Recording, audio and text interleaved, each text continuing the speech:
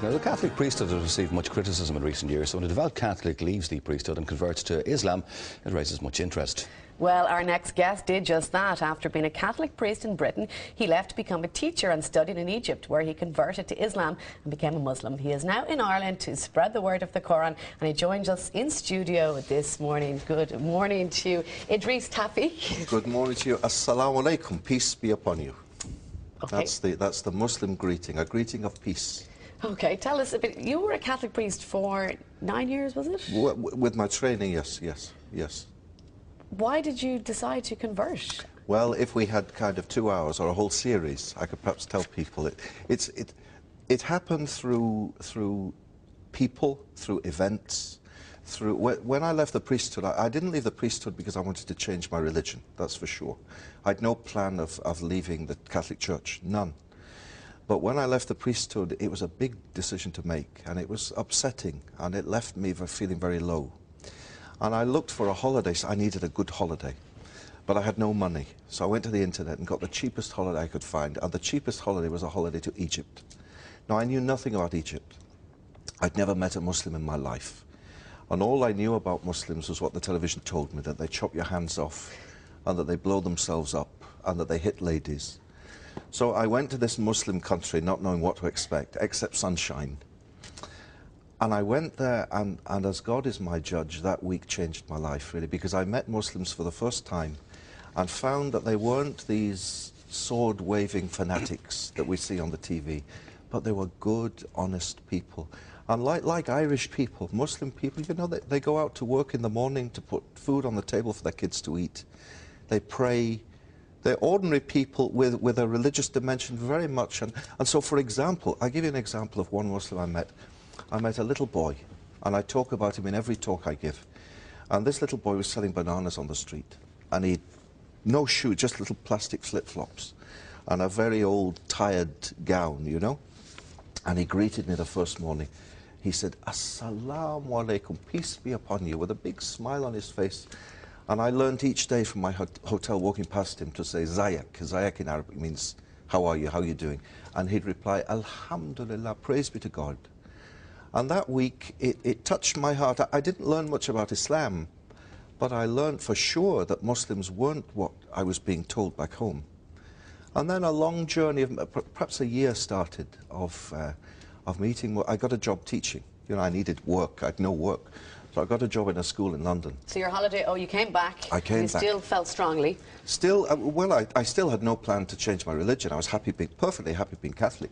And in fact, in all the talks I give, you know, I've been giving talks this week in Ireland, I always start my talks by saying, if anyone's come here tonight to hear me criticise the Church or the Pope or Christianity, you've come to the wrong talk. Why did you leave the priesthood, though? What made that decision after 8 years there as a priest? Okay, well, the job, I liked the job.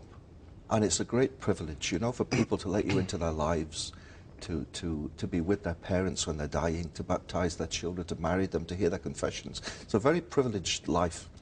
And I like to think I was good at my job, you know. The people liked me, I liked them. But my heart somehow just wasn't happy. There was something missing.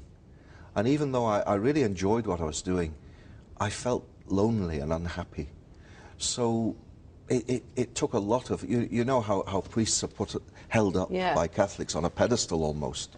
And it was a big decision to make. I told my family, and my family, of course, my family loved me, so that they were upset.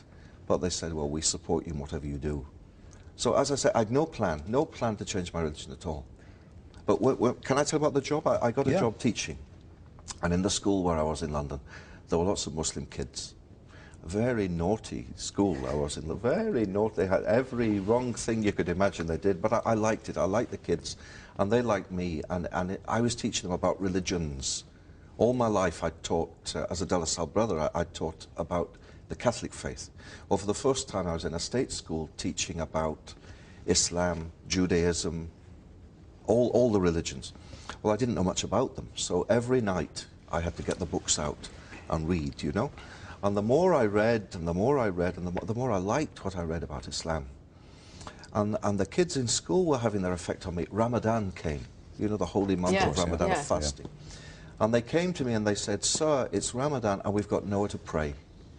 and your room is the only room in the school with a carpet. You know, you could call it a coincidence. Yeah. They need a carpet to Yeah. pray. Can we pray in your room? So I said, of course you can pray in my room. So but I said, but I have to ask the headmaster first. So I went to the head and I said, these boys, Muslim boys, would like to pray in my classroom. Is it okay? He said, fine, but you have to sit at the back, because knowing these kids, they could steal the carpet. You know? So I sat at the back for the whole month of Ramadan. And for the first few days, I just marked my books and prepared my lessons and paid no attention. Then as the days went by, I'd look at, oh, they're doing this now. Oh, they're doing this now. And I secretly went to the internet and I learnt the prayers in Arabic they were saying.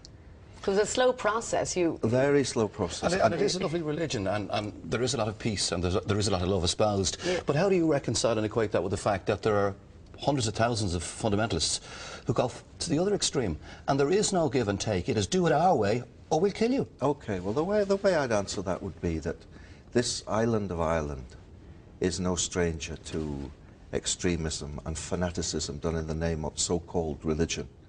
And the things that happened in the north in this island bore no relation to the message of Christianity, of love and peace. Well, in the same way, things are happening in the world. You know, the other day there was a thing on the TV, and it said that this young girl, this Christian girl in Afghanistan, had been killed because she's Christian. And when I saw it, I was sad. I wasn't angry, I was sad, and thought, what a shame that people misunderstand so much. And what a shame that people watching this think, here we go again, Islam and Muslims. If you want to meet real Muslims, come with me to my house, to my home in Alexandria, to my building. On the ground floor, you'll meet Ahmed and his wife and kids. On the next floor, Mahmoud and his wife and kids. On the next floor, Sharif. Ordinary people who pray, no hand grenade in their pockets, you know, no suicide belt. Yeah. It is very much a religion of peace, but unfortunately, people who shout loudest Get hurt, make obviously. news. That makes news. A little old lady teaching her granddaughter how to recite the Quran Doesn't make headlines. doesn't make the news. What does type of it? reaction do you get, though, from Irish people? I mean, you give speeches in Ireland. What type of reaction do you get? I mean, I've had a lovely reaction this week. Do you know, can I mention Jerry Ryan's show? Last Friday I was on the Jerry Ryan show, and a lady phoned in, and she said, I'd like to ask a question. She said, has Idris Tawfiq come to Ireland to convert the whole of Ireland to Islam? And I said, my dear, I haven't come here to convert anyone to anything. I've come for two reasons. One, I've come to encourage the Muslim community to be good Muslims. And two, I've come to encourage tolerance and dialogue and understanding between Muslims and those who aren't.